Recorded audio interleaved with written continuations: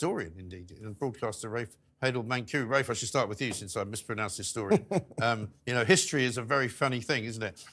We're not sure that Mr. Cleverly is making any history, but it was pointed out by Piers Morgan earlier today when you've got 3 Home Secretaries who have gone out to Rwanda, which is actually more than any of the deportees. You know, you might have a bit of a problem. It's not history, it's Groundhog Day, I think, yes, on that level, yes. Absolutely. I mean, look, from day one, Rwanda was a distraction. You know, Rwanda is a teaspoon being used to empty a swimming pool, and it's still yet more bread and circuses. The idea that a single plane is going to take off by the spring is for the birds, appropriately, and actually that's one of the reasons why people are suggesting there may be a spring election, because the government's so worried that there'll be no takeoffs by the spring. They may want to get in an election before then. But what this does show, it's nice to see actually some decent conservative principles here, but it's far too late. And what the last 2 days have shown is that for all the talk of Suella Braverman being an extremist, being incompetent and unsuited for her position, being a lightweight compared to Sunak, the heavyweight, they've actually proven in the last 2 days that she was right all along. And if they had followed her advice, the 6 times she proposed all of this, they wouldn't have 15% of their voters going off to the Reform Party. Yes. And I just hope that no one actually falls for this again, because 2010, 15, 17 and 19, every Tory manifesto, they've pledged to bring immigration down. It's now 3 times what it was in 2019. Not the tens of thousands they promised, 1.3 million gross. We must never fall for their lies again. Well, I think that's very well put. Ryan, talking of an early election, I mean, the Tories are sort of staggering around trying to look for the best, worst-case scenario, aren't they? It's not like, when are we going to be popular? It's like, when are we not going to be so unpopular that nobody will vote for us at all? Yeah, that's the calculation Downing Street must be going through every single day. Do we go in the spring or do we wait until the autumn? But the trouble is, when you're 20 points behind in the polls and it doesn't look like they're closing anytime soon, you're in no man's land. It's really, really, really tricky. And there's so many MPs who are going to lose their seats. But I think Rishi Sunak, you know, at the back of his mind, you do wonder, he thinks, if I can just get over the 2-year mark, that'll be maybe beneficial to him long term. You know, when he's being introduced on the world stage, this is a man who stood, great, United Kingdom Prime Minister for 14 months. Doesn't quite sound as good as the 2 years. So you just wonder. Who is the next sort of least serving Prime Minister after Liz Truss? Who served the shortest amount of time? You're testing me now, and I'm going to have to look that one up. Have a look. Tell me later. But I mean, it's an interesting one. It might well be Rishi Sunak by the end of whatever happens, because it seems to me there's now sort of Tories, Candice, who are saying quite openly, we're not going to let you rip up the Supreme Court ruling. We're not going to let you send anyone to Rwanda. So not only now have we got the lefty lawyers, we've got Gary Lineker, we've got half the Tory party in Westminster saying you can't do it. Yeah, the different factions in the Conservative Party, and in particularly the One Nation Tories, who I think can kind of smell a bit of weakness now. Yeah. There are a lot of people are starting to turn against the Rwanda deal. They're wondering if it's even practical. Yeah. There have been reports that Rwanda itself is souring on it. Yeah. And so now I think maybe they see it's their their time to move. Yes, I mean, but it doesn't. But the Supreme Court, from what I don't know the exact legal nitty-gritty. They could still get involved at some point.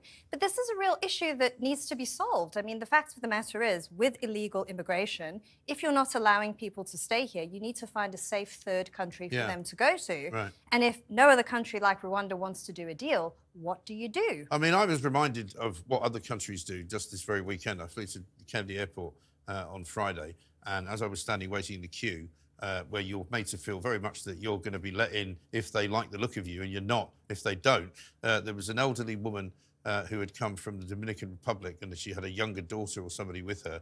And the guy was giving her a really hard time in the desk because he's like, we need to see your return ticket. Where is your return ticket? And she's like going like this, trying to look through her phone. And I'm going, she's not getting in. You know, and that's a proper border. You know, we don't seem to have any of those anymore.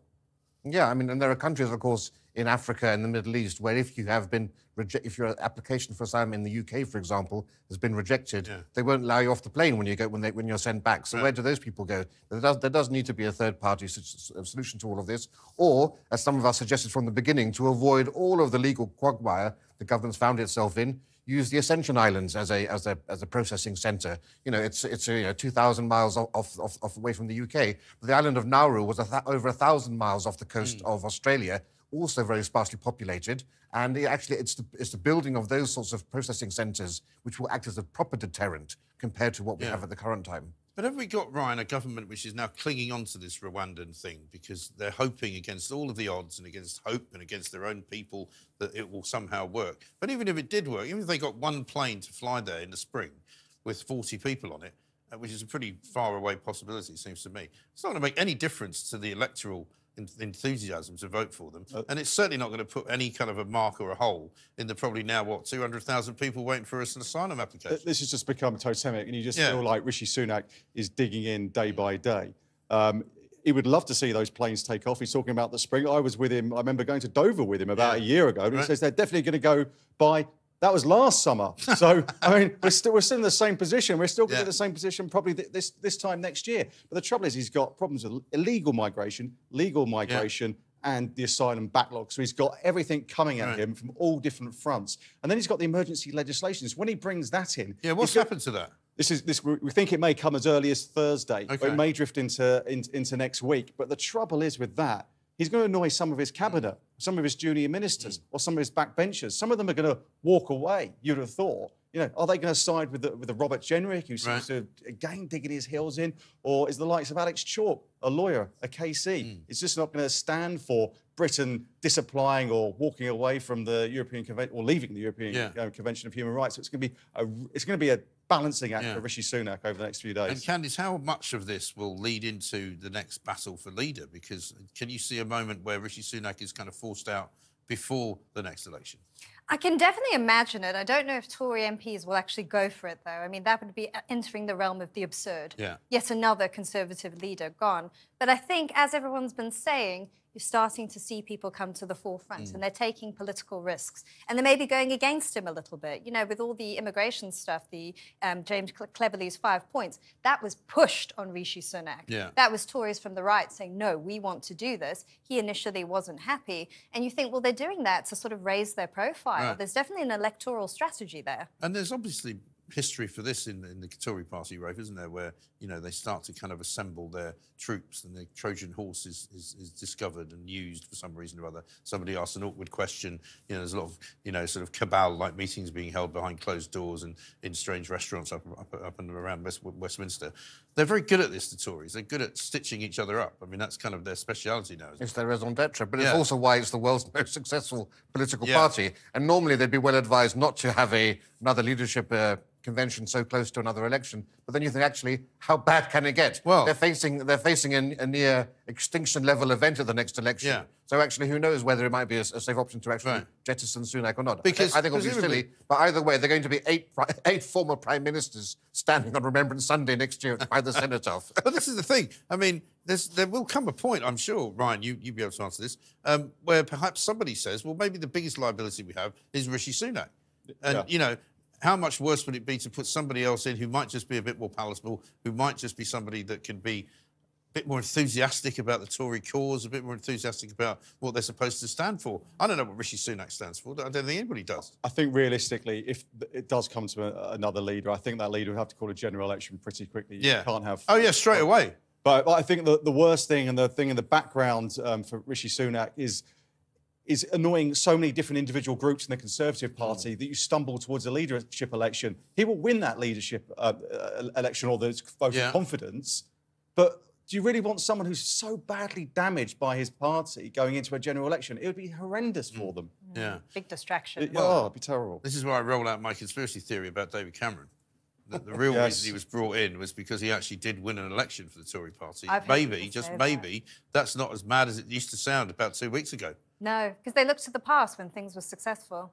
No ideas for the future. It's like the way the Labour Party wistfully looks upon Tony Blair. Like, no matter what happens to Keir Starmer, if he does manage to win an election, he'll be the first Labour leader to win an election since Tony Blair. And that's a long time ago. But it's a complete failure to understand that the tectonic shift in the actual makeup of the political parties in terms of their voting base. And what it actually means, Cameron's appointment to the House of Lords, is that they've completely abandoned the Red Wall, even though they've actually already been abandoned by the Red Wall. And they just want to shore up the Blue Wall. This is simply a defensive strategy to retain what little remnants of the party they have left. Yes. And meanwhile, all the stuff that goes around the noise of the migration issue is still going to trouble them. We've got another doctor's strike announced today.